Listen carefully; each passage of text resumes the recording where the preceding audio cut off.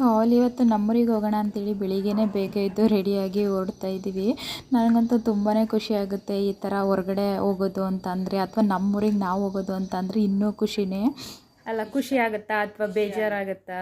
ಏನು ಬೇಜಾರಿಲ್ಲ, ಖುಷಿ ಆಯ್ತು. ಯಾರಾದರೂ ನಾನು ವಿಡಿಯೋ ಮಾಡ್ತೀನಿ ಅಂತ ಹೇಳಿದಾಗ ಫಸ್ಟು ಸಪೋರ್ಟ್ ಮಾಡಿದ್ದೆ ನಮ್ಮಮ್ಮ. ಇನ್ನು ನಮ್ಮಮ್ಮ ನನಗೆ ಎಷ್ಟು ಸಪೋರ್ಟ್ ಮಾಡ್ತಾರೆ ಅಂತೇಳಿ ನಾನಿಲ್ಲಿ ಕೇಳ್ತಾ ಇದ್ದೆ ಅವ್ರನ್ನ, ಯಾಕೆ ಏನು ಹೇಳಮ್ಮ ಏನಾದರೂ ಅಂತೇಳಿ ಹೇಳ್ತಾ ಇದ್ದೆ. ಅದಕ್ಕೆ ಅವ್ರು ಹೇಳ್ತಾ ಇದ್ರು. ನನಗಂತೂ ತುಂಬಾ ಇಷ್ಟ ಆಯಿತು ಅವ್ರು ಮಾತಾಡಿದ್ದು ನೋಡಿ.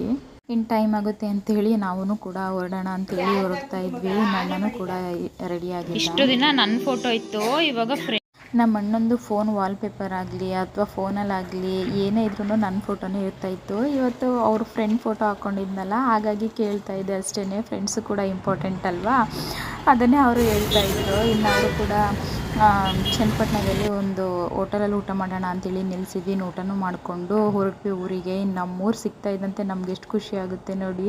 ಇನ್ನು ನನ್ನ ಫ್ರೆಂಡ್ ಮನೆಗೆ ಹೋಗಿದ್ದೆ, ಪಾಪನೂ ಮಾತಾಡಿಸ್ಕೊಂಡು ಮಧ್ಯ ಬರ್ತಾ ದಾರಿನಲ್ಲಿ ರಿಟರ್ನ್ ಆಗಬೇಕಾದ್ರೆ ಫಲೂಡನೂ ತಿನ್ಕೊಂಡು, ಇನ್ನು ಅಲ್ಲಿ ಶಂಖಪುಷ್ಪ ಹೂ ಬೇರೆ ಸಿಕ್ಕಿತ್ತಾ, ಅದನ್ನು ಕೂಡ ಕಿತ್ಕೊಂಡು ಬಂದ್ವಿ.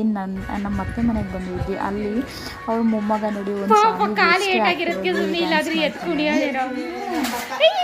ಇನ್ನು ನಮ್ಮ ಅತ್ತೆ ನನ್ನ ವೀಡಿಯೋನ ತುಂಬ ಇಷ್ಟಪಟ್ಟು ನೋಡ್ತಾರಂತೆ. ಒಂದಿನ ಏನಾದ್ರೂ ಅಪ್ಲೋಡ್ ಮಾಡಿಲ್ಲ ಅಂತಂದರೆ, ವಿನೂತೆ ಯಾಕೆ ಇವತ್ತು ಅಪ್ಲೋಡ್ ಮಾಡಿಲ್ಲ ಅಂತೇಳಿ ಕೇಳ್ತಿರ್ತಾರಂತೆ ಅವ್ರ ಸೊಸೆನ. ಹಾಗಾಗಿ ಹೇಳ್ತಾಯಿದ್ರು, ನಿಮ್ಮ ವೀಡಿಯೋನ ಇವ್ರು ತುಂಬ ಇಷ್ಟಪಟ್ಟು ನೋಡ್ತಾ ಇರ್ತಾರೆ ಅಂತೇಳಿ. ನನಗಂತೂ ತುಂಬಾ ಖುಷಿ ಆಯಿತು. ಯಾಕಂತಂದರೆ ನಮ್ಮ ನಡುವೆಲ್ಲೂ ಕೂಡ ನಾವು ಮಾಡೋ ವೀಡಿಯೋಸ್ ಆಗಲಿ, ನಾವು ಇರೋ ಲೈಫ್ ಸ್ಟೈಲ್ ಆಗಲಿ ಕೆಲವರೊಬ್ಬರು ಇಷ್ಟಪಡ್ತಾರೆ ಅಂತ ಅಂದಾಗ ನಮಗೂ ಖುಷಿನೇ ಅಲ್ವಾ. ಹಾಗಾಗಿ ತುಂಬಾ ಇಷ್ಟ ಆಯಿತು ನನಗೆ. ಇನ್ನು ಅವ್ರನ್ನೂ ಕೂಡ ಮಾತಾಡಿಸ್ಕೊಂಡು ಮನೆಗೆ ರಿಟರ್ನ್ ಹೊರಟ್ವಿ. ಲಾಂಗ್ ವೀಡಿಯೋ ಬಂದು ಯೂಟ್ಯೂಬಲ್ಲಿ ಅಪ್ಲೋಡ್ ಆಗಿದ್ದೆ.